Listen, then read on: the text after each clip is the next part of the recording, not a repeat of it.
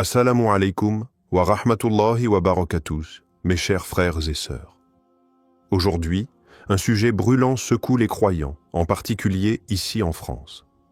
Certains individus se lèvent et osent dire « Je suis le Mahdi » ou insinuent qu'ils auraient un rôle divin spécial dans la fin des temps. Et voilà que Cheikh Al-Koussi, connu pour sa clarté et sa rigueur, lance un message direct à ces prétentions. Frères et sœurs, il est temps de lever le voile sur cette confusion grandissante. Qui est réellement le Mahdi? Que devons-nous comprendre des signes? Et surtout, pourquoi ces revendications peuvent devenir un piège spirituel immense? Dans cette vidéo, je vous apporte une parole ferme mais nécessaire, éclairée par les textes authentiques et renforcée par les sages paroles de nos savants. Préparez-vous à entendre ce que beaucoup n'osent plus dire, car la vérité n'est pas un confort. C'est une lumière. Dans de nombreuses villes françaises, des vidéos circulent, des forums se remplissent, et certains individus, parfois jeunes, parfois influencés par des rêves ou des illusions, commencent à affirmer ouvertement qu'il serait le Mahdi. D'autres n'osent pas le dire frontalement, mais laissent entendre qu'ils détiennent une mission messianique ou un savoir caché destiné à sauver la Oumma. Ces paroles trouvent un écho chez certains frères et sœurs perdus, en quête de repères ou bouleversés par les événements mondiaux. Mais cette vague de prétention n'est pas nouvelle. Depuis des siècles, des individus ont revendiqué ce statut, et à chaque époque, les vrais savants ont dû élever la voix pour alerter. Aujourd'hui, en France, cette réalité s'intensifie, alimentée par les réseaux sociaux, le besoin d'appartenance et parfois une forme de détresse psychologique non traitée. Le problème ne se limite pas à l'illusion d'une seule personne. Ce sont des groupes entiers qui commencent à se structurer autour de ces figures autoproclamées. Des discours ésotériques se diffusent, mélangeant vérité et mensonge, religion et manipulation. Et pour les musulmans sincères mais peu formés, il devient difficile de faire la part des choses. Frères et sœurs, ces situations ne sont pas à prendre à la légère. Car derrière cette multiplication de Mahdi autoproclamés se cache une épreuve de taille, celle de la fitna, de la division et de la déviation. Frères et sœurs, face à toutes ces confusions, il est impératif de revenir aux sources claires de l'islam. Le Mahdi n'est pas un concept vague ou mystérieux. Il a été décrit avec précision par notre prophète Mohammed, paix et bénédiction d'Allah sur lui, dans plusieurs hadiths authentiques. Le Mahdi sera un homme parmi les descendants du prophète, issu de la lignée de Fatima, la fille du messager d'Allah. Son nom sera Muhammad, fils d'Abdullah. Il ne sera ni un homme qui se proclame lui-même, ni une personne qui cherche le pouvoir. Au contraire, il fuira les responsabilités jusqu'à ce qu'on l'y contraigne, selon les récits prophétiques. Il viendra à une époque de troubles profonds, de guerre et d'oppression. Il ne surgira pas sur les réseaux sociaux, ni au travers de slogans mystérieux. Sa reconnaissance sera collective et authentique, appuyée par des signes clairs et irréfutables. Il établira la justice sur terre après que l'injustice l'aura envahi. Il ne se distinguera pas par ses propres paroles, mais par la force d'Allah et le soutien que lui accorderont les vrais croyants. Il n'aura pas besoin de prouver son rôle, car les événements divins le confirmeront.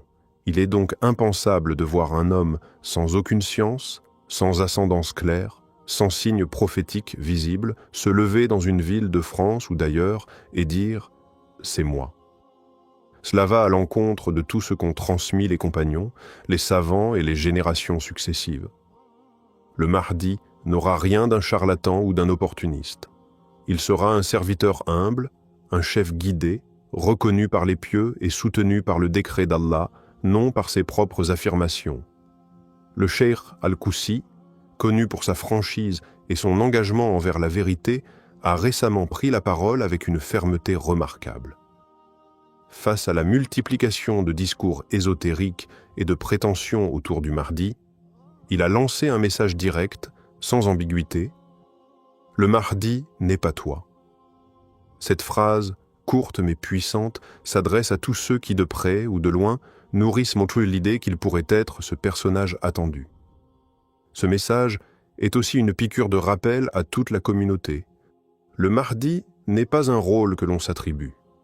C'est un décret divin, une mission lourde confiée par Allah, et non un rêve de grandeur spirituelle ou une fuite des responsabilités humaines.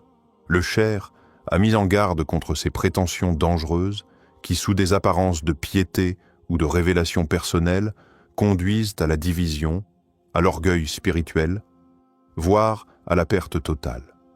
Il a rappelé que les signes de la fin des temps doivent être pris avec sérieux, prudence et humilité. Ce n'est pas un jeu d'interprétation personnelle, ni une compétition entre celui qui aurait reçu un rêve, une vision ou une intuition particulière.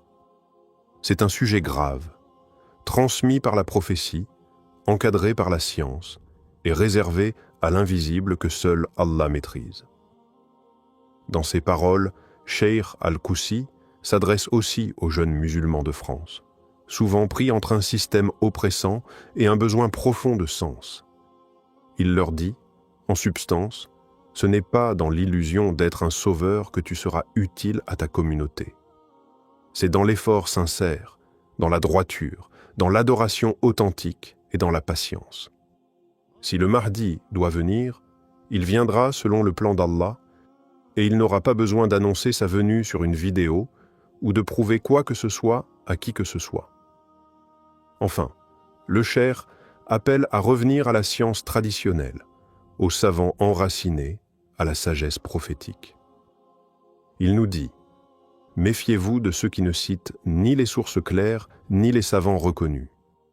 Car lorsqu'on délaisse la lumière de la science, on devient la proie de ses propres illusions. Et parfois, la pire illusion, c'est celle de se croire élu, alors qu'on n'est même pas guidé. Lorsqu'un individu prétend être le Mahdi, il ne crée pas simplement un malaise passager. Il déclenche une chaîne de conséquences spirituelles, sociales et mentales qui peuvent profondément affecter la communauté musulmane. Le premier danger est la confusion. Des frères et sœurs sincères, mais peu instruits, peuvent être trompés par des discours chargés d'émotions, des références manipulées ou des récits flous. Ils voient dans ces personnages une lumière, une solution ou même une mission, et ils s'engagent, pensant servir Allah, alors qu'ils sont en train de s'éloigner des bases mêmes de la foi authentique. Le deuxième danger est la division. Une communauté faible en science, déjà éprouvée par les difficultés sociales et politiques, devient vulnérable à la fitna.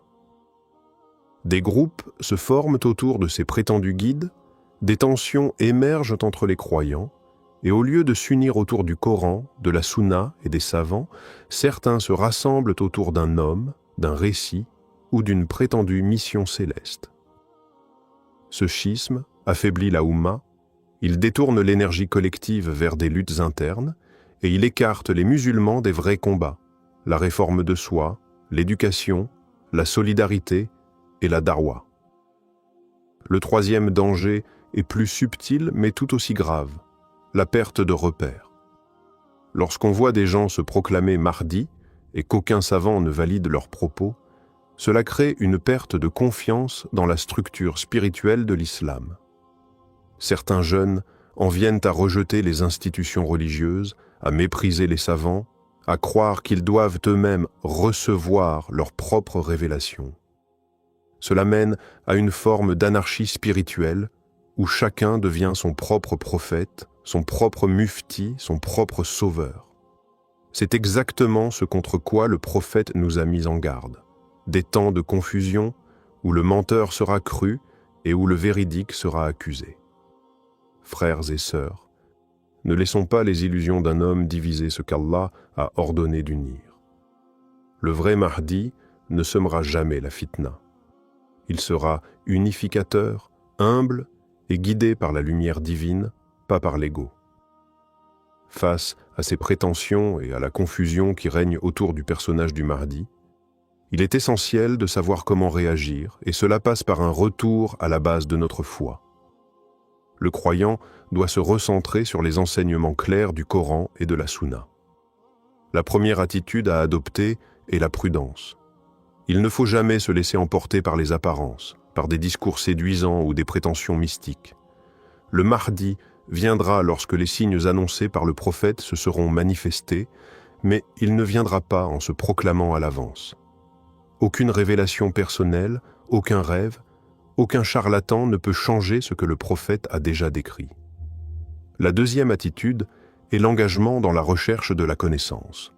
Chaque musulman doit se consacrer à l'étude sérieuse de la science islamique, comprendre le Coran, étudier les hadiths authentiques, apprendre les fondements de notre foi auprès des savants légitimes.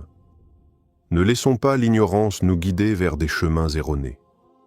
Le prophète, paix et bénédiction d'Allah sur lui, a dit « L'ignorance est la plus grande ennemie de l'homme. » En renforçant notre compréhension de l'islam, nous pouvons discerner la vérité du faux et éviter de tomber dans le piège de ceux qui cherchent à nous égarer.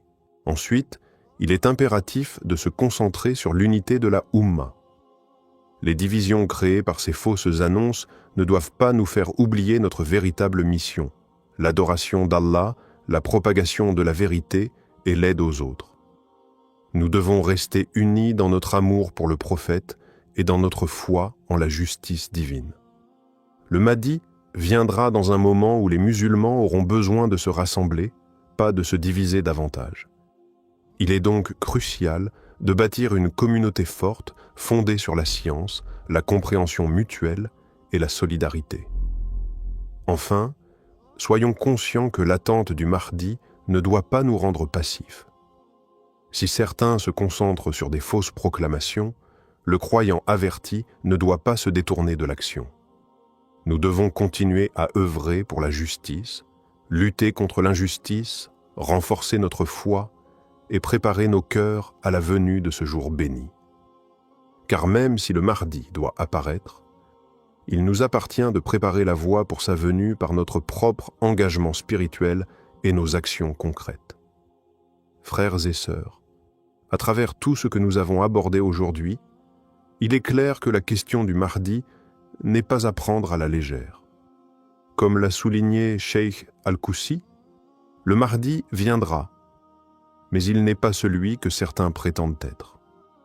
Nous devons être vigilants face à ceux qui cherchent à semer la confusion et à tromper les musulmans en prétendant détenir la vérité sur la fin des temps. Mais il est aussi essentiel de se rappeler que la véritable préparation ne réside pas dans la spéculation ou l'illusion, mais dans une vie d'adoration sincère et de respect des enseignements authentiques de l'islam. Notre foi en Allah et notre patience sont des clés essentielles pour surmonter les épreuves qui précéderont l'apparition du Mahdi. Ces épreuves ne sont pas une raison de nous détourner de notre engagement spirituel, mais au contraire, un moyen de renforcer notre foi et notre résilience. Nous devons rester ancrés dans la vérité, chercher la science, prier avec dévotion et être prêts à accueillir la venue de notre bien-aimé Mahdi lorsque le moment sera venu selon le plan parfait d'Allah. Rappelons-nous également qu'Allah, dans sa sagesse infinie, connaît le meilleur moment pour faire apparaître le Mahdi. Ce n'est pas à nous de prédire, mais à nous de nous préparer. Préparer notre cœur, renforcer notre piété et purifier nos intentions, que nos actions quotidiennes reflètent les enseignements du prophète, que nous vivions dans la sincérité, l'humilité et la patience, et que nous ne nous laissions pas détourner par des illusions. Frères et sœurs, l'important n'est pas de chercher à savoir quand le Mahdi viendra, mais de savoir comment nous vivons en attendant ce jour. Préparons-nous en renforçant nos liens avec Allah, en étant des exemples de bonté et de justice, et en nous unissant dans la quête de la vérité. Le Mahdi sera un leader divinement guidé, mais il viendra pour unifier, non pour diviser. Soyons unis dans notre foi et notre espoir en la miséricorde d'Allah. Qu'Allah nous protège de l'égarement et nous accorde la sagesse et la patience pour naviguer dans les épreuves de ces temps. Qu'il nous guide vers la vérité, qu'il nous accorde de voir les signes clairement et de rester fermes dans notre foi. Assalamu alaykum wa rahmatullahi wa barakatuh.